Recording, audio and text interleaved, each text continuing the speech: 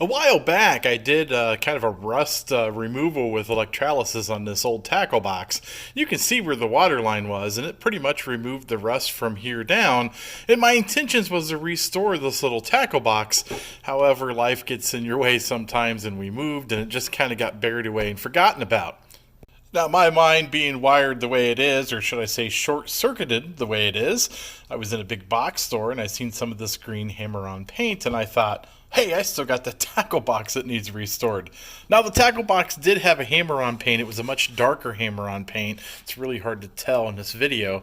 And this green is definitely not the right shade, but I really like it, and it just kind of pops. So that is the color that we are going to use to restore this little tackle box. This restoration is not going to be too difficult, but we are going to remove the rivets. We're going to pull all of the handles off, the latch off. I am going to pull these hinges out because the back of this box is bent and it needs straightened out, and I think it'll be easier for me to straighten everything out by drilling the hinges out, and then we'll replace them with some rivets when we're done. Then we'll take all of the fixtures, or I guess the latches and the handle and the hinges, and we'll paint them up as well. I have some silver kind of paint. It's supposed to be a chrome, but you know how that goes. You can't really get a chrome paint that is pure chrome, but it's close enough. It'll really make this look great. And then we're going to take this entire box and run it through the sandblaster and try to clean everything up as well, which also means these little arms and stuff have to be drilled out as well.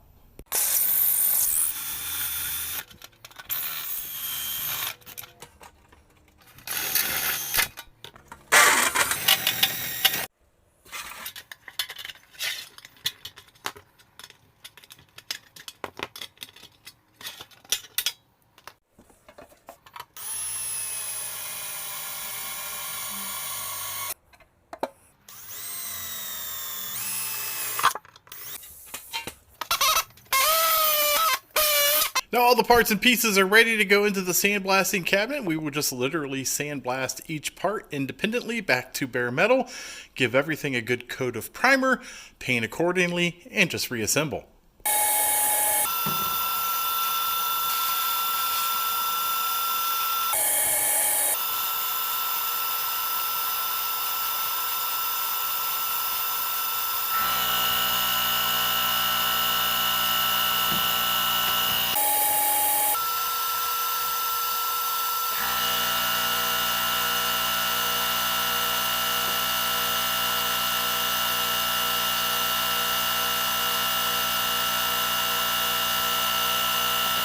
The sandblaster sure does make fast work of de-rusting. Rust removal with electrolysis is great. However, the sandblasting does one more thing that you don't get with the electrolysis, and it actually kind of pits the metal, which makes the paint stick really well. And when I say pit, you can't really see it, but that's kind of why it has a satin finish, because it's just a little bit scuffed up, just enough for the paint to stick really well. So it is one of my favorite things to do if I'm de-rusting something and I can. And all these little pieces cleaned up really well. I gave everything a quick coat in primer and I let it sit overnight so everything is nice and dry, and now we're ready to do the paint work. With my experience with this type of paint, specifically the hammer on paint, it tells you to shake with 1 minute after you hear the ball rattle. And I'm going to tell you, shake this thing for 2 minutes instead. There's some type of kind of weirdness that goes on that gives you this hammer-on texture. And I find if you don't shake it enough, it just does not paint quite as nice. So shake it for 2 minutes, hand it off to a friend, swap hands. I don't care what you have to do. Definitely shake it for 2 minutes after the ball rattles. And then nice, even, smooth strokes. And you want to do about a medium type, not quite too heavy coat, but definitely not a thin coat.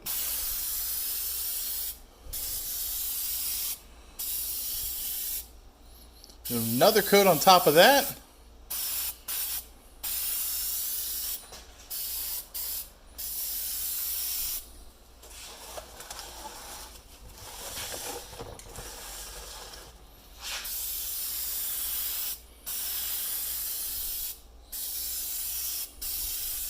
And that's it. Let it sit. Don't touch it.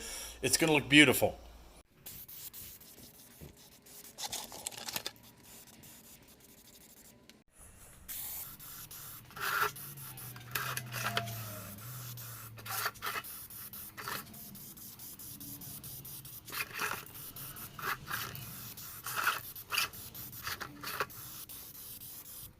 All the parts and pieces came out absolutely outstanding. I just really love the shade of this green, and the silver spray on the parts and pieces, or the chrome spray, turned out okay. You can never really get a perfect chrome out of spray.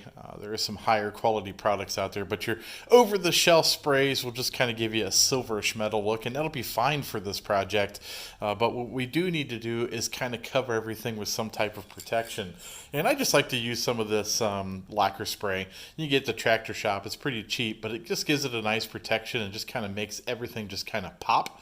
The negative side of using this is, and I don't know why, when you use it on chrome painted pieces, although it is a high gloss, it sometimes kind of dulls it a little bit. But for the protection, I think it's worth it. Even if they come out just slightly dulled, and they will, as long as it'll last for a long time, that's what I'm after. And so that's what we're going to do.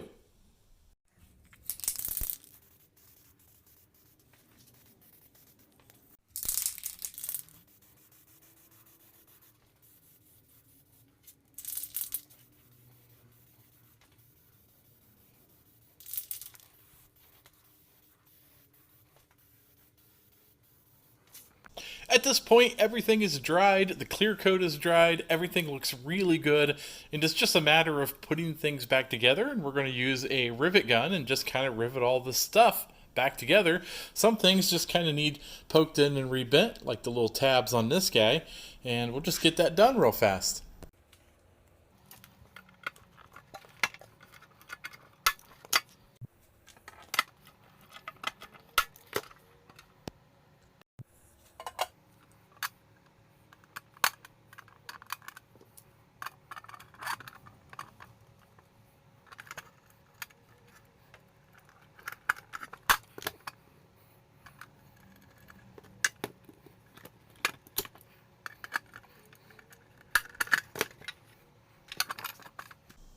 And that's pretty much it. Once all the rivets are in and all the little pieces are on, it's good to go.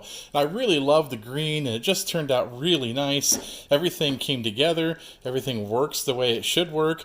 And this should last a very long time. If you like these do-it-yourself type videos, please like and subscribe. Take a look at some of my other videos, and at the very least, you might be entertained.